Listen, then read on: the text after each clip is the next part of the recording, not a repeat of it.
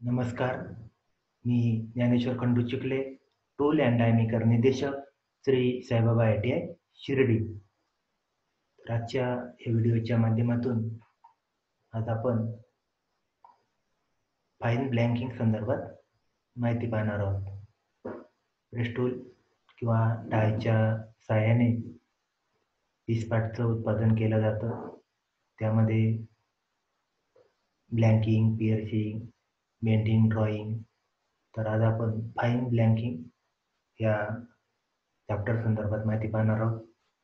तर यामध्ये फाईन ब्लँकिंगमध्ये आपण प्रथम फाईन ब्लँकिंग म्हणजे काय या संदर्भातली माहिती आपण पाहणार आहोत. तर फाईन ब्लँकिंगद्वारे IT7 इंडियन टॉलरन्स 7 क्वालिटीच्या स्ट्रेट एजच्या भागाची निर्मिती केली जाते. फाईन ब्लँकिंगच्या टूल आणि ब्लँकिंग प्रेसच्या कंबाईन कारवाईद्वारे कटिंग झालेल्या भागाला क्रॅक जात नाही. फाईन ब्लँक कॉम्पोनंटला फिनिशिंग ऑपरेशनची आवश्यकता भासत नाही, कारण कापलेल्या ब्लँकच्या कडा ह्या सरळ असतात. तर पारंपरिक ब्लँकिंगद्वारे प्राप्त पृष्ठभागापेक्षा हा पृष्ठभाग जास्त सपाट अशा प्रकारचा असतो. त्यामध्ये कमी कटिंग क्लिअरन्समुळे यामध्ये बरची कमी प्रमाणात निर्मिती होते. जर बर पूर्णपणे काढावयाचे असेल तर टम्बलिंग किंवा लाइनिंग ऑपरेशन हे केले जाते. तर अशा प्रकारे या फाईन ब्लँकिंग संदर्भात आपण ही माहिती अभ्यासली. त्यानंतर या फाईन ब्लँकिंग संदर्भात ॲप्लिकेशन, त्याचा उपयोग, फाईन ब्लँकिंगचा उपयोग काय या संदर्भातली माहिती. ॲप्लिकेशन म्हणजे उपयोग. तर फाईन ब्लँकिंगचा उपयोग ऑफिस, मशीन इंडस्ट्रीज, विद्युत इंडस्ट्रीज, इलेक्ट्रॉनिक्स इंडस्ट्रीज, घड्याळे व वॉच इंडस्ट्रीज, इलेक्ट्रिकल इंडस्ट्रीज इत्यादीमध्ये फाईन ब्लँकिंगचा उपयोग केला जातो. कारण बऱ्याचशा ठिकाणी इस्पाट स्मूथ बर फ्री असलेला हवा असतो, त्यामुळे त्या ठिकाणी या फाईन ब्लँकिंगचा उपयोग होत असतो. तर अशा प्रकारे या फाईन ब्लँकिंगचे ॲप्लिकेशन अर्थात उपयोग आपण पाहिले. त्यानंतर वर्किंग प्रिन्सिपल संदर्भात आपण माहिती पाहणार आहोत. Working principle. तर या ठिकाणी वर्किंग प्रिन्सिपलमध्ये यामध्ये पंच आणि डायमध्ये, डायमध्ये पंच आणि डाय हे दोन प्रमुख कटिंग एलिमेंट्स असतात, पार्ट्स असतात. तर या पंच आणि डायमध्ये 0.01 मिलीमीटरपेक्षाही कमी क्लिअरन्स असतो.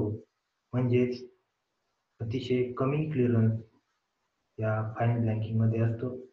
त्यामुळे प्रेस प्लेटमधील व्हीरिंग शीटवर प्रेस केली जाते. त्यामुळे कापावयाच्या रेषेवर मोठ्या प्रमाणात दाब तयार होत असतो. याचे कार्य पुढील 7 भागात होत असते. ते 7 भाग आपण आकृतीच्या माध्यमातून पाहणार आहोत. त्याच्यामध्ये या आकृतीच्या माध्यमातून, या पहिल्या आकृतीच्या माध्यमातून फिडिंग ऑफ ट्रीप या ठिकाणी ही स्ट्रीप आहे, ही feeding of strip, feed strip या ठिकाणी दिलेली आहे.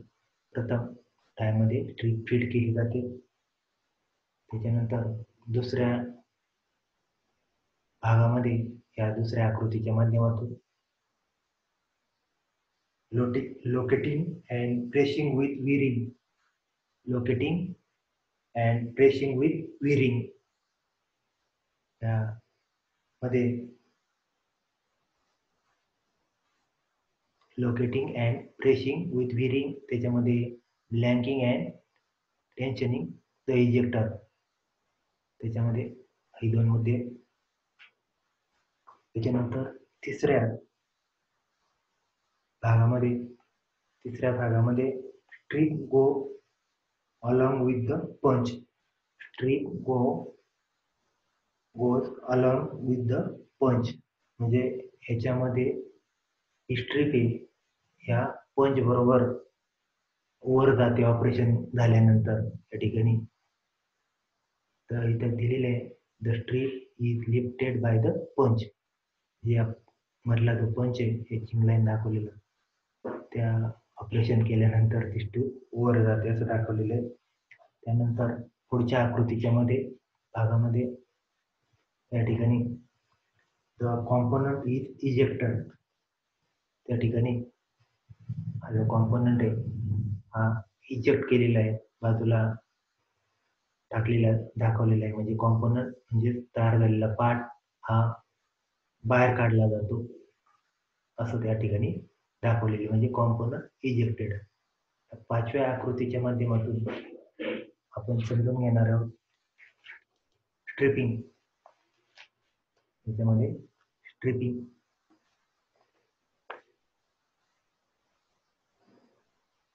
हे या ठिकाणी स्ट्रिपिंग झालेली आहे आणि हा पिसपाट तयार झालेला या ठिकाणी दिसतोय. त्याच्यानंतर ही अवस्था आहे 5 नंबरच्या आकृतीच्या माध्यमातून स्ट्रिपिंग आहे. त्याच्यानंतर 6व्या आकृतीच्या माध्यमातून आपण पाहणार आहोत the component is removed from the tool. म्हणजे जो कॉम्पोनंट आहे हा खालच्या प्रेशर पॅडच्या वर आल्यामुळं तो रिमूव्ड बाय द टूल. म्हणजे the component is removed from the tool. टूलापासून म्हणजे डायपासून बाजूला कॉम्पोनंट केला जातो किंवा होतो असं या 6व्या आकृतीच्या माध्यमातून आपल्याला लक्षात येईल. त्याच्यानंतर हे 7व्या स्टेजमध्ये रेडी फॉर नेक्स्ट फीडिंग. म्हणजे पहिल्या पिसपाटचे सर्व ऑपरेशन पूर्ण होऊन पुढील ऑपरेशनसाठी रेडी फॉर नेक्स्ट फीडिंग. म्हणजे पिसपाट हा पुढील ऑपरेशनसाठी रेडी झालेला आहे. म्हणजे फीडिंग पुढील ऑपरेशनसाठी तयार करणे. तर अशा प्रकारे या 7 भागामध्ये या वर्किंग प्रिन्सिपल या ऑपरेशनमध्ये लाईन ब्लँकिंगच्या माध्यमातून होत असतं हे आपण पाहिलं. त्याच्यानंतर पुढचा मुद्दा आहे आपण पाहणार आहोत प्रेस फोर्स.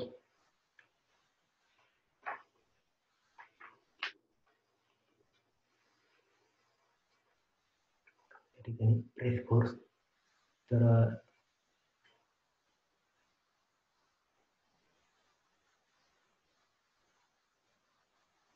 त्यामध्ये सर्व ऑपरेशनसाठी आपल्याला 3 फोर्सची गरज भासली जाते हे त्या ठिकाणी सांगितलेले आहे. 3 फोर्स आपल्याला महत्वाचे असतात. त्याच्यामध्ये एक ब्लँकिंग फोर्स हा FB दाखवलेला आहे. Blanking force FB. 2 the force of the V ring.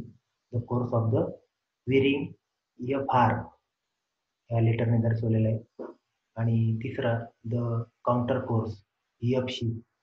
तर इथं लिहिलेले आहे force press force the process force is combination of 3 forces. म्हणजे ऑपरेशनसाठी the blanking force, the force of V ring आणि द काउंटर फोर्स. म्हणजे त्याच्यामध्ये FB, FR आणि FC हे 3 फोर्स या ठिकाणी प्रेस फोर्ससाठी उपयोगात येतात. त्याच्यामध्ये द ब्लँकिंग फोर्ससाठी सूत्र आहे FB. ब्लँकिंग फोर्स FB बरोबर L गुणिले S गुणिले Tmax. आता त्याच्यामध्ये L काय तर कट लेंथ आहे, म्हणजे आपण त्याला म्हणू परिमिती म्हणू. आता चौकोनी असेल तर चारही बाजूच्या लांबीची बेरीज म्हणता येईल. राऊंड असेल तर त्याची परीघ म्हणू आपण त्याला, पिसपाटचा आकार. त्याच्यामध्ये S काय थिकनेस आहे, स्टॉक ट्यूबची थिकनेस इन MM, म्हणजे लांबी देखील MM मध्ये आहे. त्याच्यानंतर T max shear strength in newton millimetre square. अशा पद्धतीचं हे एक दाखवलेलं आहे. तर या सूत्रामध्ये ब्लँकिंग फोर्स बरोबर एल गुणिले एस गुणिले टी मॅक्स. तो एल काय आहे, cut length in mm, S बरोबर sheet thickness in mm, T max बरोबर shearing strength in newton millimetre square. त्याच्यानंतर एफ आर, या ठिकाणी एफ आर म्हणजे the force of the V ring. तर force of the V ring F R बरोबर 0.4 to 0.6 F बी असा दिलेला असतो, दर्शवलेला आहे. त्याच्यानंतर F see the counter force. Counter force म्हणजे बरोबर एल गुणिले एस गुणिले एफ, या सूत्राने तो काउंटर फोर्स दर्शवला जातो. त्याच्यामध्ये एल म्हणजे length of the cut in M M, S बरोबर sheet thickness in M M आणि एफ बरोबर स्पेसिफिक काउंटर फोर्स, एफ बरोबर स्पेसिफिक काउंटर फोर्स. तर अशा प्रकारे दर्शवलेले. त्याच्यानंतर हा स्पेसिफिक काउंटर फोर्स 20 ते 70 न्यूटन मिलीमीटर स्क्वेअर असा दर्शवलेला असतो. तो आहे. त्याच्यानंतर आपण पुढचा मुद्दा आहे, the high counter force will overload the punch. म्हणजे याच्यामध्ये जास्त काउंटर फोर्स हा पंचला ओव्हरलोड करत असतो. त्यावेळेस पंच फेल्युअरची फाईन ब्लँकिंग मधील शक्यता ही डायपेक्षा 3 पटीने जास्त असू शकते. त्यामुळे कॉर्नर आणि पॉइंटेड भाग हे राउंडेड करावेत. त्यामुळे हे जे कॉर्नर किंवा पॉइंटेड भाग असतात पंचे डायचे, ते थोडक्यात राउंडेड करावे असं त्या ठिकाणी सांगितलेले आहे. त्याच्यानंतर पुढचा मुद्दा आहे डाय डिटेल. त्याच्यामध्ये क्लिअरन्स पर साइड, या ठिकाणी डाय डिटेल्समध्ये क्लिअरन्स पर साइड. तर फॉर पंच diameter four 1.2 S, clearance is 0.5% of S. म्हणजे क्लिअरन्स पर साइड पंच डायमीटर 1.2 एस पेक्षा जास्त जाडीसाठी क्लिअरन्स 5% एस इतका असावा. त्याच्यानंतर पुढे आपण पाहणार आहोत पंच डायमीटर हा 0.8 ते 1.2 एस साठी क्लिअरन्स एस जाडीच्या 1% इतका असावा. तर पंच डायमीटर 0.6 ते 0.08 एस साठी क्लिअरन्स एस जाडीच्या 1.2% इतका असावा असं म्हटलेलं आहे. त्यानंतर एक पुढचा मुद्दा आहे minimum distance for die aperture. Minimum distance for die aperture. त्याच्यामध्ये डाय ओपनिंग ते डाय ब्लॉकची कडा यातील अंतर खालील प्रमाणे असते. त्यामध्ये एक for ground of split die 25 mm, 2 for solid EDM cut die 35 mm दाखवलेले. त्याच्यानंतर पुढचा मुद्दा आहे टूल लाईफ. टूलाचं म्हणजे डायचं लाईफ. त्याच्यामध्ये 2 सलग ग्राइंडिंग ऑपरेशन नंतर किती भाग अर्थात पार्ट तयार करायचे हे खालील गोष्टीवर अवलंबून असते. 2 सलग ग्राइंडिंग ऑपरेशन नंतर किती भाग म्हणजे पार्ट तयार करायचे आहे हे खालील गोष्टीवर अवलंबून असते. त्याच्यामध्ये हे 4 मुद्दे दिलेले आहेत. The strip drill, sheet thickness, the characteristic of the press, the quality of the fine blanking tool. तर ते 4 घटक म्हणजे स्ट्रिपचे मटेरियल, 2 स्ट्रिपची जाडी, प्रेसचे गुणधर्म आणि फाईन ब्लँकिंगची क्वालिटी यावर या टूलाचे अर्थात टायचे लाईफ अवलंबून असते. त्याच्यानंतर पुढचा मुद्दा आहे शीट थिकनेस. तर 0.7 ते 14 मिलीमीटर जाडीच्या शीटवर कोणत्याही अडचणीशिवाय फाईन ब्लँकिंग हे ऑपरेशन आपल्याला करता येते. मात्र 0.7 mm पेक्षा कमी जाडीच्या शीटवर ऑपरेशन करणे विरिंगच्या प्रेशरमुळे अवघड असते असं या ठिकाणी म्हटलेले शीट थिकनेसनुसार. त्याच्यानंतर पंच अँड डाय रेडियस. या ठिकाणी आहे ते टूल लाईन आणि पंच रेडियस आपण या ठिकाणी ते मुद्दे या ठिकाणी पाहतोय. तर पंच अँड डाय रेडियस, तर पंच अँड डायच्या धारदार कडा या ट्रायल पूर्वी राऊंडेड करून घेतात. जे डाय आपण तयार केल्यानंतर पंच अँड डायच्या या शार्पनेस कडा असतात या ट्रायल पूर्वी राऊंडेड करून घेतात. त्यामुळे मटेरियल फायबर फ्लो चांगल्या प्रकारे होतो. मटेरियल फायबरच्या क्वालिटी आणि जाडीवर त्रिज्या अवलंबून असते. कमीत कमी त्रिज्येने डायची ट्रायल चाचणी सुरू करतात. ही त्रिज्या हळूहळू वाढवून क्लीन एज येईपर्यंत ती रेडियस वाढवितात. तर अशा प्रकारे या फाईन ब्लँकिंगमध्ये पंच अँड डाय रेडियस संदर्भात सांगता येईल. तर अशा प्रकारे आज आपण या व्हिडिओच्या माध्यमातून फाईन ब्लँकिंग संदर्भातली माहिती पाहत असताना आपण फाईन ब्लँकिंग म्हणजे काय या ठिकाणी फाईन ब्लँकिंग संदर्भात माहिती पाहत असताना फाईन ब्लँकिंग म्हणजे फाईन ब्लँकिंगद्वारे 87 क्वालिटीच्या स्ट्रेट एजच्या भागांची निर्मिती केली जाते. फाईन ब्लँकिंगच्या टूल आणि ब्लँकिंग प्रेसच्या कंबाईन कारवाईद्वारे कटिंग झालेल्या भागाला क्रॅक जात नाही. त्यानंतर या फाईन ब्लँकिंगचे उपयोग आपण पाहिले. त्या फाईन ब्लँकिंगचा उपयोग ऑफिस मशीन, इंडस्ट्रीज, विद्युत इंडस्ट्रीज, इलेक्ट्रॉनिक्स इंडस्ट्रीज, घड्याळे, वॉच इत्यादी इंडस्ट्रीमध्ये उपयोग केला जातो. आपण त्याच्यानंतर वर्किंग प्रिन्सिपल पाहिले. यामध्ये फार कमी असा क्लिअरन्स 101 इतका दिला जातो. त्याच्या 7 स्टेज संदर्भातली माहिती पाहिली. त्यानंतर आपण प्रेस फोर्स संदर्भात आपण माहिती पाहिली. प्रेस फोर्स FB बरोबर एल गुणिले एस गुणिले टी मॅक्स या सूत्राने काढला जातो. ही आपण माहिती पाहिली. एल गुणिले एस गुणिले टी मॅक्स. एल बरोबर cut off length in mm, sheet thickness S म्हणजे आणि टी मॅक्स म्हणजे शेअरिंग स्ट्रेंथ.